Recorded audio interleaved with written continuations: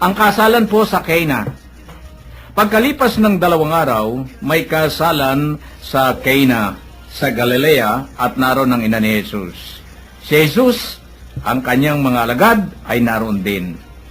Kinapos ng alak, kaya't sinabi ng ina ni Jesus sa kanya, naubusan sila ng alak. Sinabi ni Jesus, huwag ninyo akong pangunahan, ginang. Hindi pa ito ang panahon ko. Sinabi ng kanyang ina sa mga naglilingkod, gawin ninyo ang anumang sasabihin niya sa inyo. Do'y may 6 na tapayan, ang bawat isa'y naglalaman ng 20 hanggang 30 galon. Nakalaan ng mga ito para sa paglilinis ayon sa tuntuning pangrelihiyon ng mga Hudyo. Sinabi ni Jesus sa mga katulong, punuin ninyo ng tubig ang mga tapayan, at pinunungan nila hanggang sa labi. Pagkatapos, sinabi niya, sumalo kayo ngayon at dalhin ninyo sa namamahala ng handaan. Dinalhan nga nila ang namamahala ng handaan. Tinikman naman nito ang tubig na naging alak.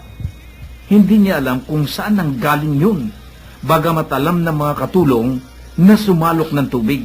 Kaya tinawag niya ang lalaking ikinasal. Sinabi niya rito, ang una pong iyahayin ay ang masarap na alak. Kapag marami nang nainom ang mga tao, saka iyahayin ang mababang uri. Ngunit ipinagpahuli ninyo ang masarap na alak. Ang nangyaring ito sa Cana, sa Galilea, ay siyang unang kababalaghang ginawa ni Jesus. Sa pamamagitan nito'y inihayag niya ang kanyang kadakilaan at nanalig sa kanya ang mga alagad. Pagkatapos nito, bumunta si Jesus sa Capernaum, kasama ang kanyang ina, mga kapatid, at mga alagad, at sila'y nanatili roon ng ilang araw.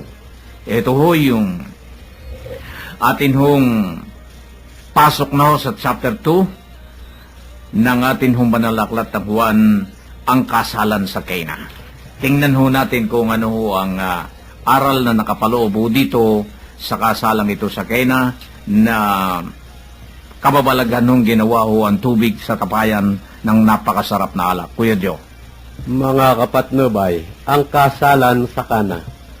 Dahil po sa pagmamahal ng Panginoong Hesus sa kanyang ina, kahit hindi pa oras ang paggawa niya ng mga kababalaghan, sumunod po ang Panginoon sa utos ng kanyang ina na gumawa ng alak sa kasalan. Ano pa kaya kung ang mga kasalanan natin ang hihingi niya ng kapatawaran? Hindi ba siya pagbibigyan? Siyempre po, lahat ng kahilingan ng kanyang ina ay pagbibigyan dahil mahal niya ang kanyang ina. Yan. So pumasok doon yung Mama Mary, yung ina ng ating Panginoong Hesus. Dahil nakita ni Kuya Joe doon yung pagmamahal ng isang anak sa kanyang ina. Bagamat sinabi na hindi pa kanyang panahon, pero ginampanan din ng anak yung kanyang tungkulin sa kahilingan ng ina. So, Kuya Ben. Ito yung matagal na po natin na pag-uusapan nung araw pa tungkol kay Mama Mary ito eh.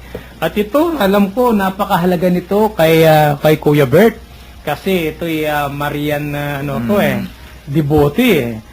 Kung sa bagay, pare-pareho marahil yung nandito sa loob ng himpilan na talagang Marian devotee. Dahil tayo po, lahat tayo naniniwala na kung ang Diyos ay pinili si Maria na daanan ng kanyang anak at pinili na siyang maging ina ng kanyang bugtong na anak, tayo pa kaya ng mga mananampalatayang Katolikong Kristiyano at naniniwala na si Jesus ay tunay na anak ng Diyos ang hindi rin kumilala at ipakita natin ang tunay na pagkilala din kay Maria. Pero hindi po ito yung punto na naririto ngayon sa ating pinag-uusapan, sapagkat ang pinakapunto dito na ay may 3 lalim o may 3 bagay na dapat tayong maunawaan. Una, nung maubusan ng alak, lumapit si Maria. Pero kung makikita po ninyo, hindi sinabi ni Maria na, anak, gumawa ka ng alak. Naubusan. Ang sabi lang niya, anak, naubusan na ng alak. Ano pong ibig sabihin? May paniniwala yung ina at may pagtitiwala sa kanyang anak na makagagawa ng mga bagay-bagay. Sapagkat yung puso ng ina at ang puso ni Jesus ay nagkakaunawaan kahit hindi mag-usap. Ito yung isa sa mga punto na dapat makita. Pero ito ang problema. May sagot si Jesus na marami rin ang nagtataka Huwag ninyo akong pangunahan, ginang. Hindi pa ito ang panahon ko. Pag sinabing ganito, hindi maaaring, sabi ko nga noon, hindi pwedeng magsinungaling si Jesus sa kanyang mga sinasabi at salita. Na pag sinabi niya ang bagay na ito na hindi ko pa panahon, hindi niya dapat gawin ang anumang bagay. Pero ano po ang sinabi ni Maria? Ito yung pangatlong punto na gusto nating makita. Abay sinabi rin sa mga katulong sundin nyo kung ano ang ipag-uutos niya. Gawin ninyo. Naroon ang lalong mas malalim na pagkakakilala ni Maria sa kanyang anak na hindi matatanggihan. Ito yung mabigat Hindi pala kayang tanggihan. Sapagkat hindi naman sinabi ni Jesus na, opo akong bahala. Wala namang ganun Bagkos, para bang tinatanggihan pa niya Para bang sinasabi ni Jesus na, hindi ko pa pwedeng gawin yan, Nay. Kung tayo, pangkaraniwan, pag sinabi sa atin na sinag-iusap ka sa anak mo, sinabi mo, anak, pwede ba ikaw na munang magbayad sa ospital kung may na-hospital? Ang sagot mo, Nay, wala akong pera hindi ako pwede. Tiyak, ang isipin kagad ng isang pangkaraniwang ina, totoo yung sinasabi ng anak. Okay lang, iiwanan na yan. Pero si Maria, hindi. Si Mama Mary, dahil galing sa kanya si Jesus, dumaan sa kanya si Jesus, yung pakiramdam nilang talaga ay mayroong mas malalim na relasyon sa isa't isa, naniniwala siya, hindi siya kayang tanggihan.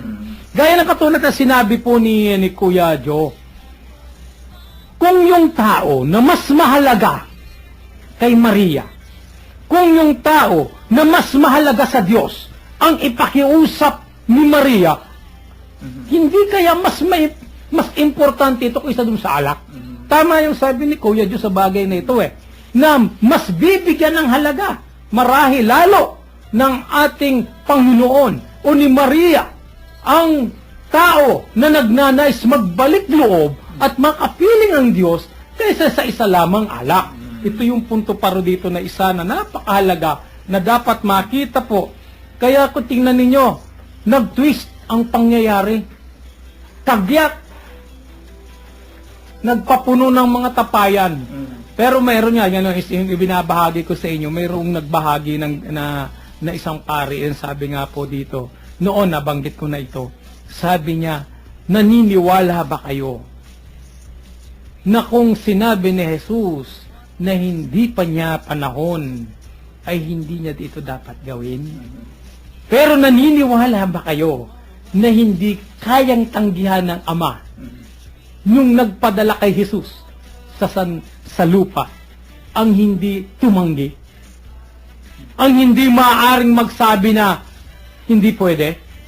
Sapagkat sa pinakitang kababaang pagsunod at pagtalima ni Maria, ito yung binigyan ng halaga ng Diyos. Kaya hindi maaaring tumanggi na magkaroon ng alak sa pakiusap ng isang ina. Pero dito po ang nagbibigay ng problema, barahil, lalo na dun sa mga ibang mananampalataya, dito tayo inaatake. Dito tayo, Kuya Bert, minsan nagpapaliwanag Sabi rito sa verse 12, pagkatapos nito pumunta si Jesus sa Capernaum, kasama ang kanyang ina. Maliwanag to mga kapatid at mga alagad. At sila'y nanatili roong ilang araw. Ito yung mabigat. Ito yung sinasabi ng iba. O kita nyo, may kapatid si Jesus. At ito ang kinakailangan din bigyan natin ng paglilinaw sapagkat mayroon itong karugtong sa ibang verses o sa ibang chapter na ang sinasabi ng ating Panginoon, ang mga kakanyang mga kapatid, ay yung mga sumusunod sa ipinag-uutos ng Ama